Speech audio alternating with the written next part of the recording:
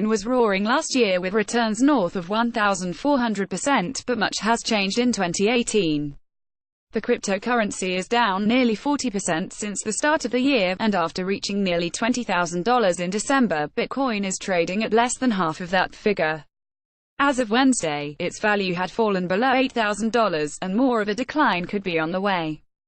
Earlier this year, Facebook Inc. (Nasdaq, FB) distanced itself from cryptocurrencies when it announced that it would no longer run ads related to the high-risk products. Without advertising on the world's largest social media platform, it will be. Bitcoin was roaring last year with returns north of 1,400%, but much has changed in 2018. The cryptocurrency is down nearly 40% since the start of the year, and after reaching nearly $20,000 in December, Bitcoin is trading at less than half of that figure. As of Wednesday, its value had fallen below $8,000, and more of a decline could be on the way. Earlier this year, Facebook Inc. (Nasdaq, FB) distanced itself from cryptocurrencies when it announced that it would no longer run ads related to the high-risk products. Without advertising on the world's largest social media platform, it will be very difficult for cryptocurrencies to generate the hype and excitement that fueled much of Bitcoin's growth last year.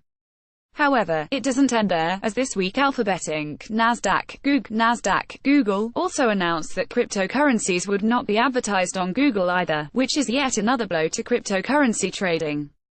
The ban is set to start in June and will also include advertisements related to initial coin offerings.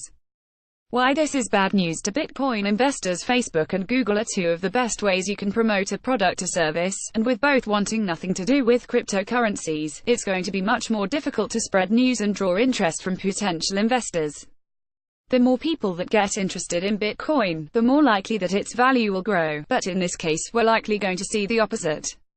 Fewer buyers means less liquidity, which means selling could be more difficult and force current holders of cryptocurrencies to sell at lower prices to salvage their position as much as possible.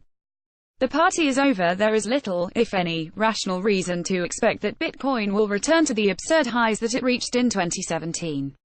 Any hype surrounding cryptocurrencies will be limited to back channels, and it'll be very difficult to get new investors aboard, while many may not want to jump on the roller coaster again, as many people that bought Bitcoin in the past few months have likely incurred significant losses.